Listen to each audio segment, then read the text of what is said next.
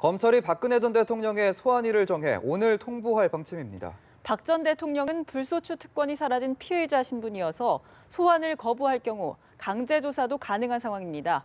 서울중앙지검 취재기자 연결합니다. 박효정 기자. 네, 검찰 특별수사본부는 탄핵 이후 삼성동 사저에 머무르고 있는 박근혜 전 대통령의 소환일을 오늘 통보할 방침이라고 밝혔습니다. 소환 날짜로는 이르면 이번 주 후반부터 다음 주 초 사이가 유력하게 거론되고 있는데요. 검찰은 이 중 하루를 정해 서울중앙지검에 나와 피의자 조사를 받으라고 박 전 대통령 측에 통보할 방침입니다. 박영수 특검팀의 수사 기록을 검토해온 수사팀이 소환일을 통지하겠다고 예고한 것은 조사 준비가 거의 마무리가 됐다는 것을 의미합니다. 검찰과 특검이 이미 지난해 11월과 올해 2월 박 전 대통령의 대면 조사를 추진했다는 점에서도 준비는 충분하다고 볼 수 있습니다.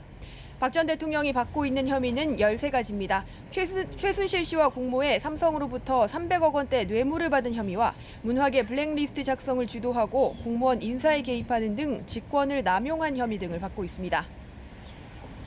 네, 탄핵안 인용 이후 오늘이 닷새 만인데요. 검찰이 대선 전에 수사를 빨리 끝내려는 것으로 볼 수 있을까요? 네, 그렇습니다. 검찰이 오늘 소환일을 통보하면 지난주 금요일 탄핵안이 인용된 후 닷새 만이고 삼성동 사저 복귀 이후 사흘 만입니다. 대선이 5월 초로 다가온 가운데 일각에서는 검찰이 정치 일정에 줄 영향력을 고려해 박 전 대통령 소환을 미룰 수 있다는 관측도 나왔었는데요. 생각보다 일찍 소환 통보를 예고한 것은 검찰이 정치적 상황에 휘둘리지 않고 원칙에 따라 신속하게 수사를 하겠다는 뜻으로 볼 수 있습니다. 검찰은 소환 날짜를 박 전 대통령 측과 조율하고 있지 않고 검찰이 통보하는 것이라고 밝혀서 수사의 주도권을 주겠다는 뜻도 분명히 밝혔습니다. 영상 녹화 등 구체적인 조사 방식에 대해서도 검찰이 정하는 것이라고 말했습니다.